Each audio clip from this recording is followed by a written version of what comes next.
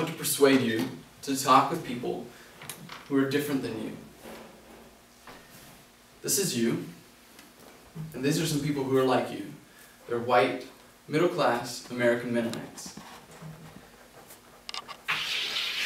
This is your comfort zone. I want you to get out of your comfort zone and talk with somebody who's not like you, who's different than you.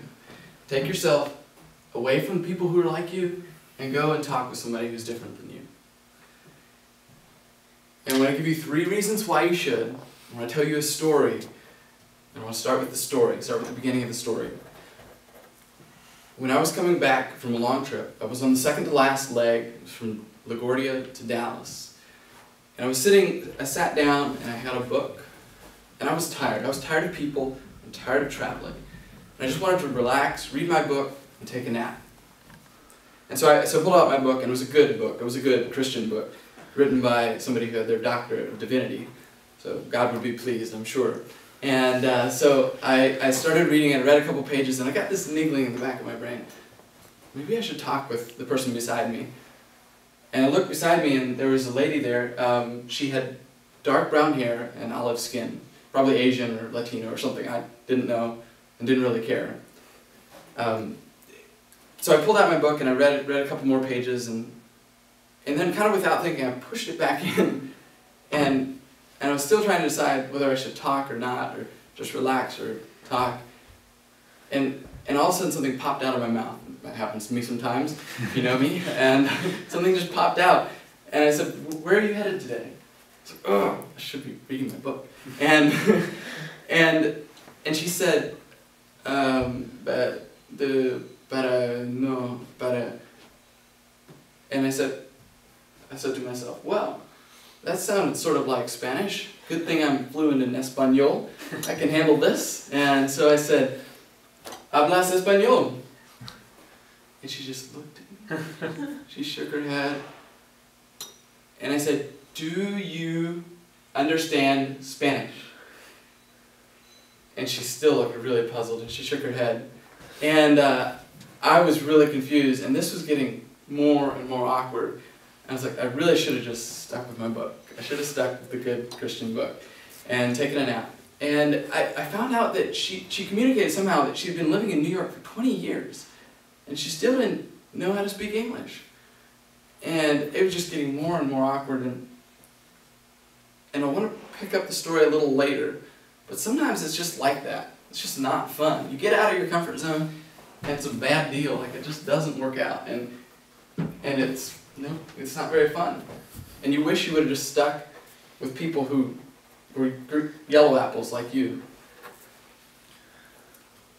And people use excuses, and they say, "I'm too busy," or "It's not a good time." And I just want to use one example to deal with that. When you're saving the world and you're being tortured for it, then maybe you shouldn't talk with people, but Jesus talked with the person beside him when he was being tortured and saving the world.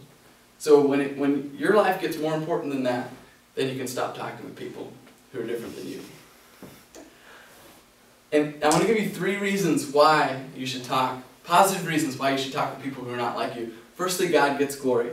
When you take an interest in people who are made in His image, God gets glory. He loves that. He loves when you take interest in the people around you, care enough to talk to them and see how their day's going.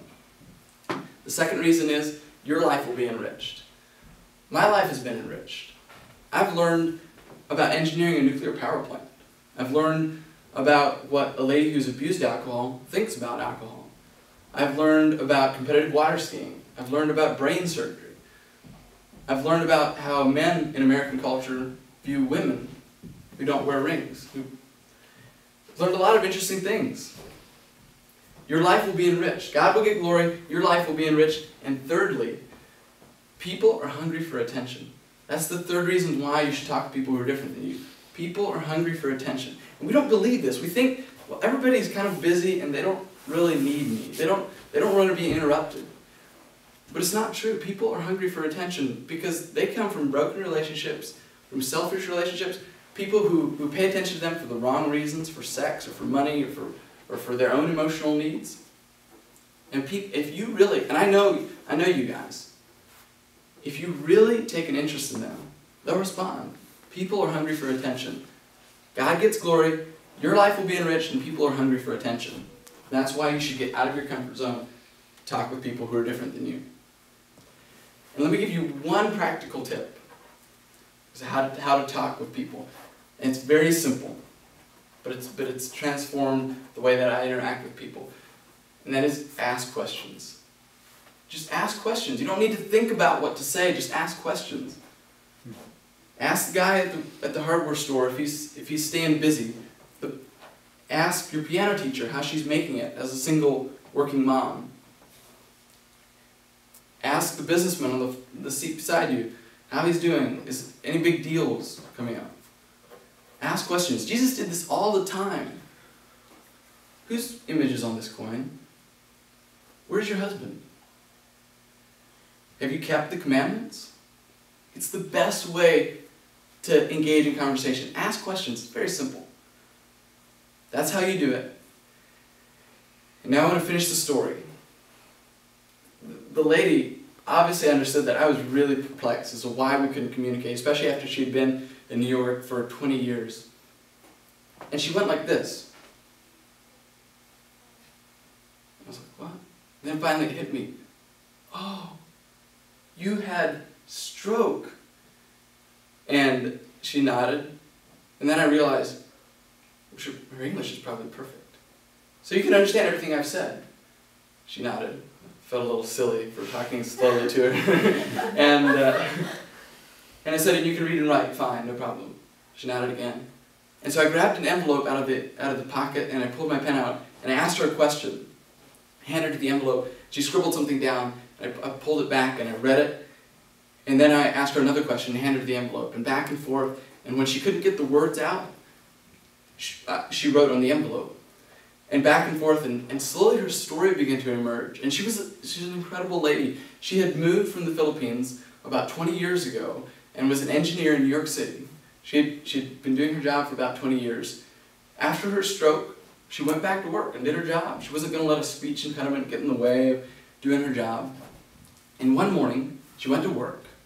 And she went all the way up to the 52nd floor. She always worked on the 52nd floor of the building.